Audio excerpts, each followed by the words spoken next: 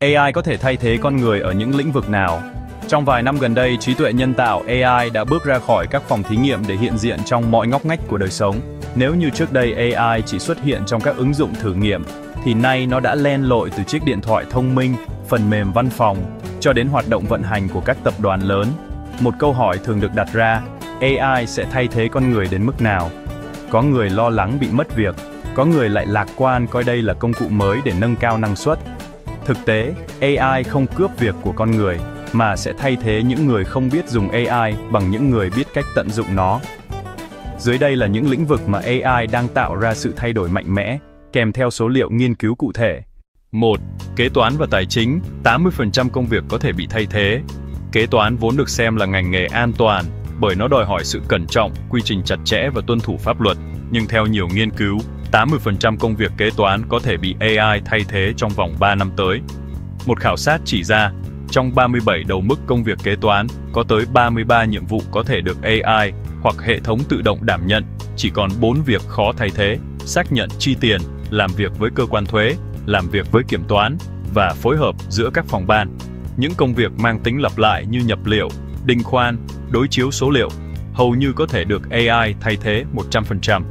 Trong lĩnh vực tài chính, xử lý một khoản vay doanh nghiệp vốn mặt từ 1,5 đến 4 tiếng, nay có thể rút xuống chưa đầy 10 phút nhờ công nghệ.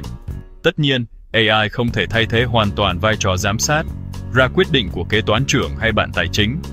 Nhưng với những việc lặp đi lặp lại, AI làm nhanh hơn, rẻ hơn, chính xác hơn. Mẻ 2, Sale và Marketing, 50-60% vị trí có nguy cơ biến mất. Nếu kế toán có nguy cơ mất 80% công việc, thì trong Sale và Marketing, tỷ lệ này vào khoảng 50-60%. AI và Big Data có khả năng phân tích hành vi mua sắm, thói quen tiêu dùng đến từng cá nhân.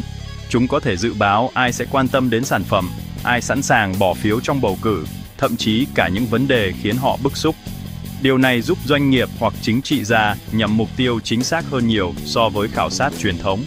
Ví dụ, thay vì phát tờ rơi hay gọi điện ngẫu nhiên, AI sẽ tự động phân tích dữ liệu mạng xã hội, lịch sử mua sắm, thói quen online để xác định khách hàng tiềm năng.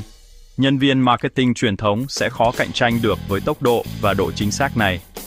Trong lĩnh vực sáng tạo nội dung, AI cũng ngày càng thông minh.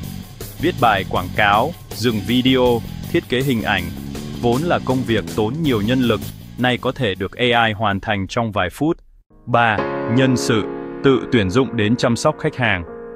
Ít ai nghĩ rằng nhân sự, lĩnh vực đòi hỏi yếu tố con người, lại có thể bị AI thay thế, nhưng thực tế đang chứng minh điều ngược lại.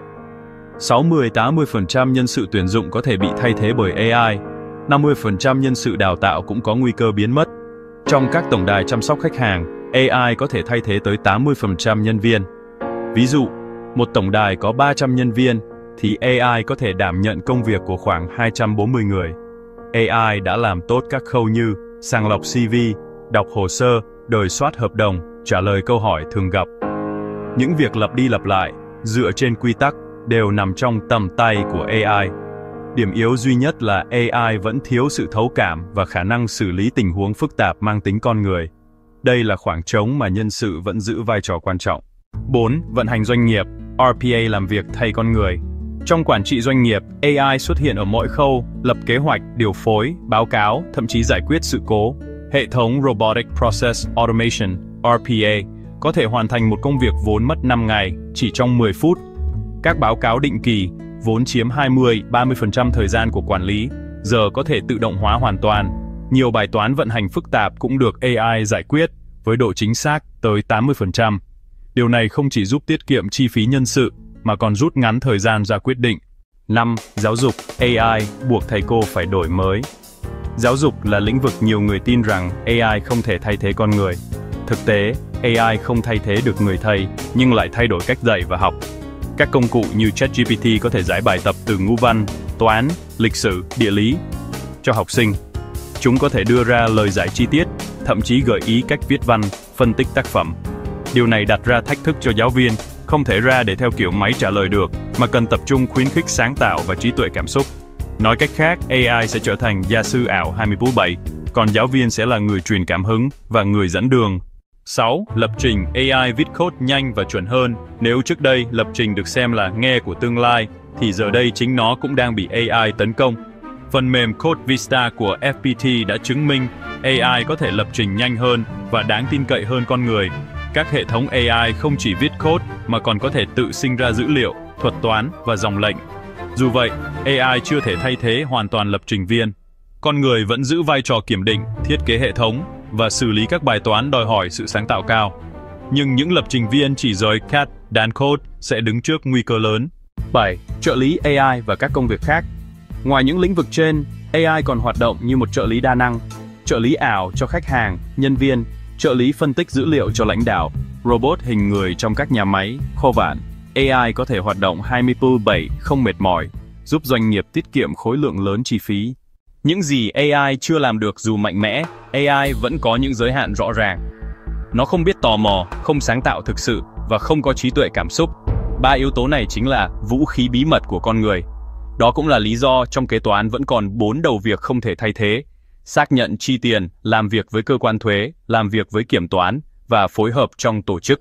Trong giáo dục, y tế, nghệ thuật, con người vẫn giữ vai trò trung tâm nhờ khả năng đồng cảm, sáng tạo và tư duy chiến lược. Kết luận, con người không mất việc, chỉ mất vai trò cũ. AI sẽ không cướp việc của con người, mà sẽ cướp việc của những ai không chịu học cách dùng nó. Những công việc chân tay trí óc, nhập liệu, đổi soát, phân tích dữ liệu sẽ ngày càng ít cần đến con người. Nhưng ở chiều ngược lại, những vai trò chỉ huy, định hướng, sáng tạo, kết nối cảm xúc sẽ càng quan trọng. Điều mọi người cần làm lúc này không phải là lo sợ, mà là học cách sống chung và tận dụng AI như một công cụ. Nói cách khác, trong kỷ nguyên mới, AI không thay thế con người, mà chính con người biết dùng AI sẽ thay thế những người không biết dùng AI. Thưa các bạn, video đến đây là hết. Khoa học ứng dụng cảm ơn sự chú ý theo dõi của bạn. Nếu là lần đầu tiên đến với kênh, bạn hãy like, share video, đăng ký kênh, ấn vào quả chuông để ủng hộ chúng tôi và nhận được những video giá trị khác sớm nhất. Trân trọng cảm ơn bạn.